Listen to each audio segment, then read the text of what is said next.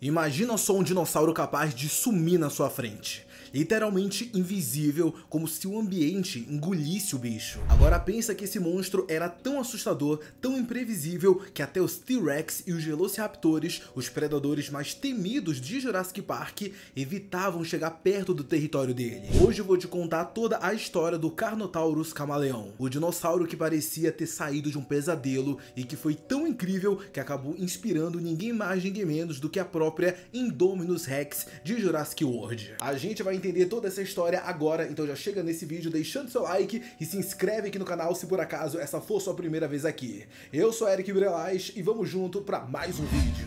Antes da gente falar do Carnotaurus fantasma, a gente precisa entender quem era o verdadeiro Carnotauro. E como vocês já perceberam, até mesmo o próprio nome dele, Carnotaurus, já impõe respeito. Em latim, caro ou carnis significa carne, e taurus é touro, ou seja, touro carnívoro. E ó galera, temos que concordar, o nome combina perfeitamente com ele. O bicho realmente parecia um touro demoníaco com dentes de carnívoro. O único fóssil completo de Carnotauro já encontrado pertence à espécie Carnotaurus sastrei, descoberto no ano de 1984 lá na Patagônia, Argentina. E ele foi encontrado durante uma expedição liderada pelo lendário paleontólogo José Fernando Bonaparte. O fóssil veio da formação La Colônia, com uma idade entre 72 a 68 milhões de anos, bem no finalzinho do período Cretáceo. Agora ó, segura essa, o esqueleto do Carnotauro encontrado, ele estava praticamente completo, e podem sim se surpreender porque isso é algo raríssimo dentro do mundo dos dinossauros.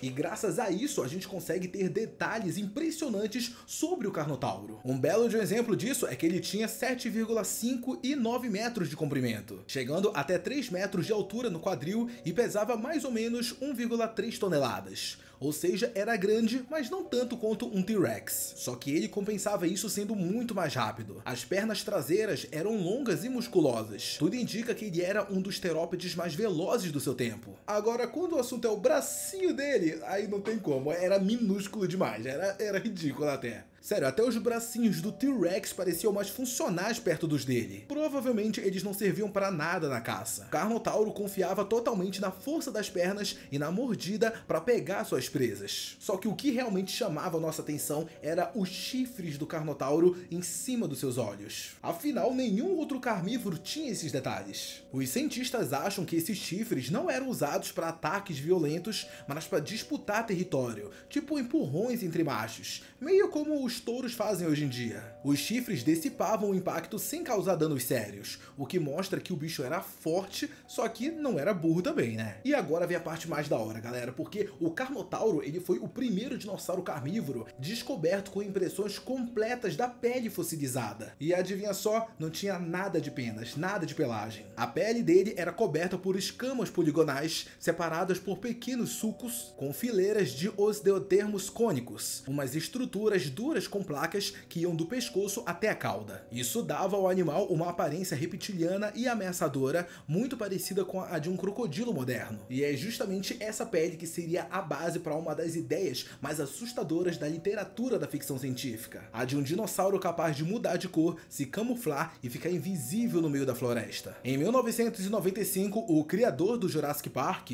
lançou o livro O Mundo Perdido, a continuação direta do primeiro romance. E diferente do filme do Spielberg, esse segundo livro ele trouxe criaturas que a gente nunca tinha visto dentro dos filmes. E entre elas está o lendário Carnotauro camaleão. A história começa com o retorno de Ian Malcolm, aquele mesmo que parecia ter morrido no primeiro livro. Ele descobre que existia um sítio B, uma segunda ilha chamada Isla Sorna, na Costa Rica. O verdadeiro laboratório da Engine, onde os dinossauros eram criados antes de serem levados ao parque principal na Isla Nublar. Só que um paleontólogo chamado Richard Levine, obcecado pela ideia de encontrar esse mundo perdido, decidiu ir até a ilha sozinho. E é claro que eu não preciso nem dizer que deu muito ruim, né? Ele acabou ficando preso lá e, da mesma forma que ele foi sozinho, ele ficou preso sozinho. Ian Malcolm e uma equipe de especialistas vão até a ilha para resgatá-lo. E aí vocês já viram, né? As coisas saem do controle total. Antes mesmo de chegar na ilha, Levine já investigava casos estranhos na costa da Costa Rica. Alguns animais desconhecidos estavam aparecendo mortos nas praias. e o governo mandava incendiar tudo imediatamente para evitar o pânico e proteger o turismo. Mas Levine consegue salvar um pedaço de pele de uma dessas criaturas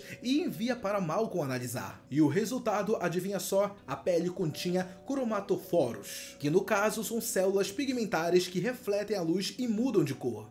Ou seja, um dinossauro com a habilidade de se camuflar como um camaleão, mas de forma ainda mais intensa e perfeita. E esse foi o primeiro indício do que eles enfrentariam lá na Ilha Sorna. Quando Neville e o seu guia local Diego chegam na ilha, tudo parecia calmo. Só que tava tudo calmo demais. E como vocês já sabem, essa calmaria, ela não durou muito. Neville sente que está sendo observado e do nada, um animal verde brilhante surge entre as árvores, engole Diego em um único golpe e desaparece. Neville fica apavorado e passa o resto da história obcecado por aquele predador invisível. Mais tarde, quando o grupo se refugia em uma das instalações abandonadas no meio da selva, eles percebem algo estranho. Os velociraptors que estavam caçando eles tinham parado. Eles ficaram lá, de longe, apenas observando, só que eles não se atreviam a chegar mais perto. Era como se algo pior do que eles estivesse naquela área. E adivinha só o que era. Durante a noite, o engenheiro Thor sai das instalações para procurar combustível. Só que ele sente que tem algo errado. O silêncio é total. Nem insetos, nem pássaros, nada. De repente, ele percebe duas silhuetas enormes, mas invisíveis, olhando para ele na escuridão.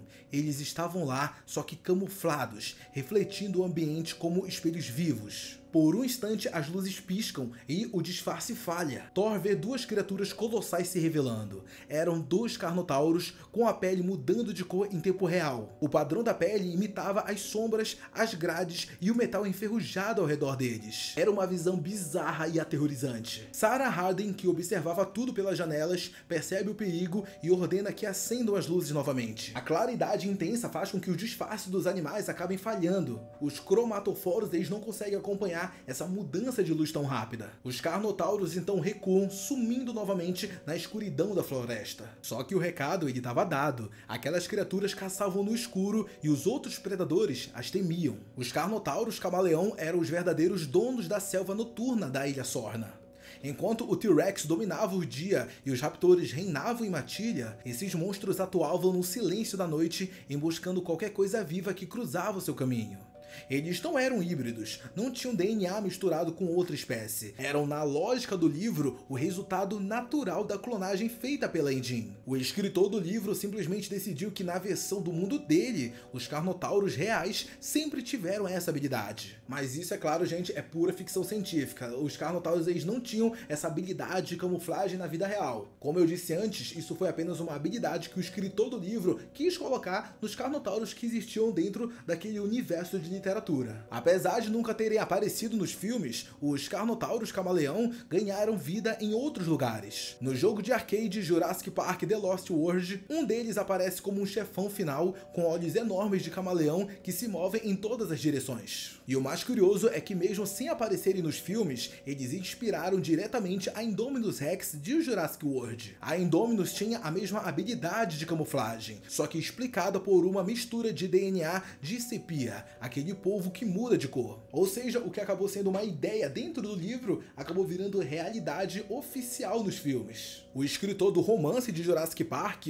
era um gênio da ficção científica. Ele sempre gostava de misturar ciência real com imaginação, criando explicações plausíveis para coisas que ainda não existiam. Ele fez isso com maestria nos carnotauros. A base científica era real, mas ele foi além e imaginou como seria se a natureza tivesse dado a esses predadores o poder da camuflagem. E o resultado, lógico, que foi uma das criaturas mais assustadoras de todo o Jurassic Park. Mas agora eu quero saber de vocês. E aí, curtiu a história? Você sabia que existia um carnotauro camaleão dentro desse universo de Jurassic Park? Deixa todas as suas opiniões sobre isso aqui nos comentários que eu quero muito saber. Muito obrigado a você que assistiu esse vídeo até aqui. Não sai dele antes de deixar seu like e se inscreve aqui no canal. Um beijo, abraço e até a próxima. Tchau!